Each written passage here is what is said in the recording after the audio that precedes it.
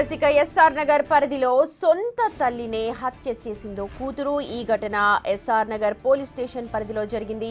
స్థానికంగా ఉన్న లీలానగర్లో తల్లి కూతురు లక్ష్మీ విలాసం మాధవి ఉంటున్నారు. అయితే తల్లి లక్ష్మీ విలాసం పెద్ద వయసు కావడంతో గత కొంతకాలంగా ఆమె ఆరోగ్యరీత్యా ఇబ్బంది పడుతోంది.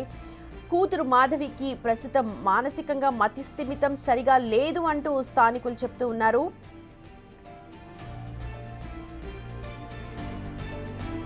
తరచూ కూతురు మాధవి అలాగే తల్లి లక్ష్మీ విలాసంతో గొడవ పడుతూ ఉండేదంటూ అక్కడ స్థానికులు కూడా అంటున్నారు. మరి క్రమంలో సోమవారం అర్ధరాత్రి మాధవి తన తల్లిని ఆసుపత్రికి రమ్మని చెప్పి అడిగింది.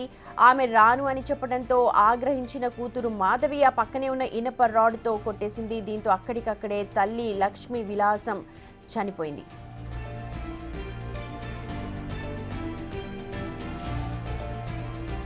విషయం తెలియడంతో వెంటనే రంగంలోకి దిగిన పోలీసులు ప్రస్తుతం కూతురు మాధవినైతే అదుపులోకి తీసుకున్నారు. కేసుని నమోదు చేసుకుని విచారణ అయితే చేపడుతూ ఉన్నారు. మా ప్రతినిధి సుజాత మనకు లైవ్ లో అందుబాటులో ఉన్నారు ఈ ఘటనకు సంబంధించిన అప్డేట్స్ మనకు అందించడానికి. సుజాత, నిజంగా దారుణమైన విషయం అని చెప్పాలి. ఆ మతిస్థిమితం సరిగా లేదు అని చెప్పి అంటున్నారు ఆ కూతురుకి. ప్రస్తుతం పోలీసులు ఏం చెప్తున్నారు ఈ పూర్తి ఘటనకు సంబంధించి?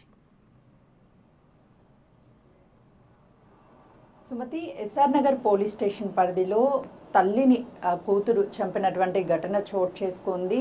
సోమవారం రాత్రి 11:30 గంటల ప్రాంతంలో కూతురు మాధవి తల్లిని నన్ను హాస్పిటల్కి తీసుకువెళ్ళాలి అని చెప్పి తనతో వాదనకి దిగింది. ఆ టైంలో కాదు, ఉదయాన్నే హాస్పిటల్కి తీసుకువెళ్తాను అని చెప్పేసి లక్ష్మి కూతురుతో చెప్పింది. కాదు, ఇప్పుడే తీసుకువెళ్ళాలి అని చెప్పేసి వాదనకి దిగినటువంటి లక్ష్మిని చాలా తీవ్రంగా అక్కడే ఉన్నటువంటి ఇనుప రాడ్డుతో దాడి చేసి హతమార్చినటువంటి ఘటన చోటు చేసుకోవడంతో ఒక్కసారిగా స్థానికులంతా మాధవికి గత కొన్ని సంవత్సరాల నుంచి మానసిక పరిస్థితి బాగోలేదు, తన భర్త కూడా తనను వదిలేశాడు, తన మానసిక పరిస్థితి బాగోలేక ఒకవైపు లక్ష్మి వృద్ధురాలు 83 సంవత్సరాలు, తను పని తాను చేసుకోవడంతో పాటు కూతురు పని కూడా చేయాలంటే తనకు కష్టంగా ఉంది. తన బంధువులు కానీ లేదంటే ఎవ్వరూ తనకి తోడుగా లేకపోవడంతో మాధవి రోజు ఇబ్బంది పడేది. లక్ష్మికి పనులు చేయాలి అని చెప్పేసి అటు మాధవి ఇబ్బంది పడడము, మాధవి మానసిక పరిస్థితి బాగోలేదని తల్లి కూడా చాలా ఇబ్బంది పడేది అని చెప్పేసి చెప్తున్నారు. అయితే నిన్న కేవలము హాస్పిటల్కి తీసుకువెళ్ళాలి అనే కాదు, గతం నుంచి కూడా చాలా వరకు వాళ్ళ మధ్య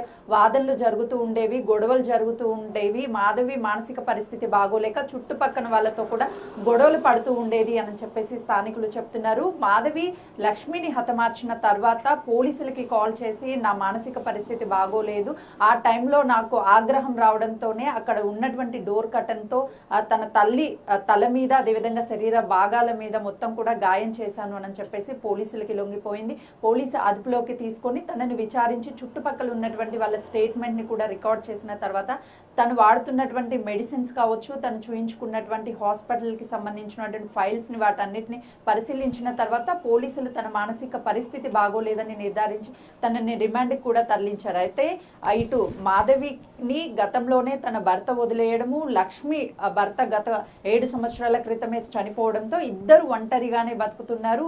ఒకవైపు లక్ష్మి వయసు పెద్దది కావడము, మాధవికి మానసిక పరిస్థితి బాగోలేకపోవడం, ఇద్దరు కూడా అనారోగ్యంతో ఉండడం, ఒకరి పనులు ఒకరు చేసుకుంటూ ఉండేవాళ్ళు.